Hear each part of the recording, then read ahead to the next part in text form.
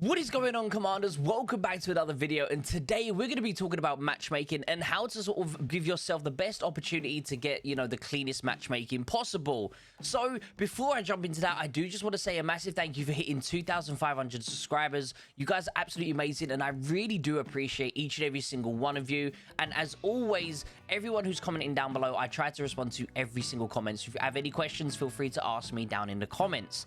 I also just want to quickly announce that over on my Twitch, where I stream 6 days a week from Monday to Saturday, I am actually going to be doing a giveaway every single day for Christmas, kind of like an advent calendar style, where I'll be giving away up to over 15 different games available on Steam and some other bits and bobs that are stream related. So if you are interested in that, we're going to be doing those giveaways every single day over on my Twitch channel, so feel free to stop by if you want a chance of winning a free game. Moving on, guys, let's talk about upcoming videos as well. I do want to quickly announce that the next video I'm going to be talking about is kind of a summary regarding and relating to this level 4, how it works, the pros, the cons. I know we've already done a video on it, but I thought I would sort of join you guys in a discussion that I've had with someone over on the Discord, and they've given me their kind of point of views of why they dislike this map and the design of it, and I'm kind of giving some perspective from the other side. So hopefully you guys will join me with that discussion, and I hope you'll enjoy it. And following that, next week's video should be on the Wednesday, and I'm thinking, guys, that that video will in fact be related to the brand new update that's coming out, 11.2. We have technically already spoke about this 11.2 update in a previous video, but we're going to be getting even more information for you. So sit tight. Hope you guys are going to enjoy that. Now, guys, let's talk about matchmaking and how I genuinely believe that to give yourself the best possible benefit when searching for a level 4. Now, I see a lot of people complaining about how they're going into a level 4s and they're just coming up against loads and loads of whales.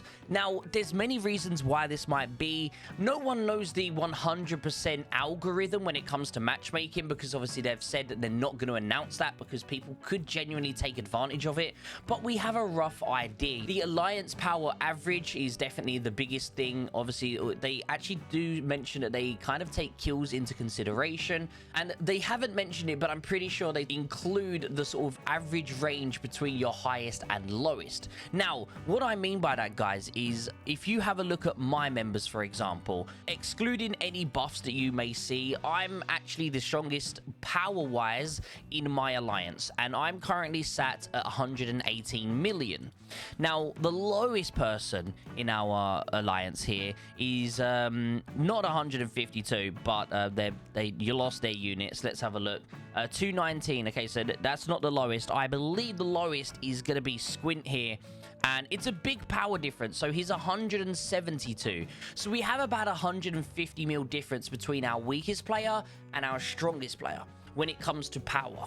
Now, with that being said, guys, you're going to want to try and keep your average power at the lowest and highest between 100 million difference. Obviously, we've actually exceeded that due to Squint being a little bit lower. He has been with us a very long time, though, so, just kicking him out for no reason would feel terrible. So, obviously, we've kept him. But the thing is, guys, because I'm in the alliance with my power, and then obviously you've got other people that are 300 mil as well, because we are 300 million, we're facing people between 300, 400 million power, which means that guy, Squint, who is at 170 million, has no chance against those people. So, I've seen a lot of alliances that will average, a 200-300 range difference between their strongest and their weakest, and they're wondering why they're getting so many wows and all of this and all of that, and it's really down to the fact that you need to try and keep your lowest and highest as small of a gap as possible. Obviously, 100 mil is is pretty easy to do. That's why when we are recruiting members here, the minimum power to join us now, so if you're someone who's brand new, the minimum power to join us is 200 million, but the maximum is 300 million. And a lot of people have said to me, but Scopes, why don't you want to get stronger people in your alliance? Do you not want to have a chance at, building and growing the alliance? And yeah, sure, we want to build and grow the alliance in numbers, but we don't want to build it and gain it in power when it comes to the highest member. And the reason for that, genuinely, guys, is because we don't want to make the experience bad for the smaller people as well, right? So that's the thing. Like, we're going to try and keep it within that 100 mil power range, because we've found that if we invite anyone who's like super strong, like, let's just take, for example, guys, this alliance right now, I'll show you all the numbers.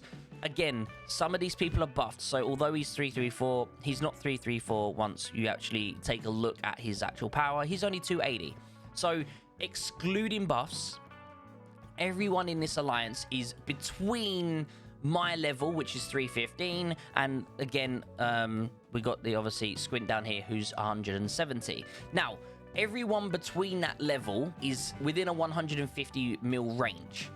But if, for example, we invite someone who's 350 mil, we're going to get put against people with like 400 and 500 mils. We've actually, as soon as we invited my friend Ghost, we instantly got put in with people who are 500 mil. It makes no sense, but we noticed as soon as we invited anyone that has that a big gap between us and, you know, the highest amount, you really do see a massive change in the big wows that you actually end up finding. And that's because of average. The average player that's the top versus the average player at the bottom, and it just makes matchmaking a lot harder. So this is my genuine advice to you guys. If you are struggling, you keep coming across wows, try and make sure that you're holding that average within a certain range of power, because it's just going to mess up the matchmaking otherwise. So yeah, guys, this is kind of a pretty short video today, but I did just want to basically explain that. A lot of people have been coming to me and asking me about why their matchmaking is so bad. They've actually sent me a list of their player base and who they have in their alliance, the sort of power ranges, and I literally see people that have, you know, the average player in their alliance would be around that 250 mil, their lowest being 160, 150, which again, that's not too different from ours right now. That's fine. But then they have like 3 or 4 people that are like 350 mil, and they have one person at 400 mil. It's like, you want your alliance to suffer by having those bigger people in. Now, if you are a big alliance with the majority in that higher range, then it's okay to have the odd person that's a little bit higher. But if your alliance's average player is around 200 to 250 mil, you don't want to be getting anyone over that 3, 4, definitely not 4, but anyone over 300 mil is genuinely going to jeopardize your entire alliance and the matchmaking that you get. So that's just a thought for food. Again, I do apologize for it being a short video. Just kind of wanted to explain this one in a little bit more detail, because I found a lot of people genuinely have been asking me this question about matchmaking lately, why they're getting matched against really bad things. And I do want to say, guys, the information I've given you today, it's not 100% foolproof. You will still come up against wows every now and then. We have it too. You know, sometimes, for example, the enemy alliance, if you see here, we have 43 members. We have come against a group of players who have, say, 40 to 50 members. Only 20 of them, okay? Only 20 of them are active players. The rest are all like filler accounts. And when I say filler accounts, I mean they're all under 100 mil. So that the average of the higher is in fact higher than our average. So sometimes matchmaking does fail in that sense. I will 100% agree with you. It's not perfect, okay?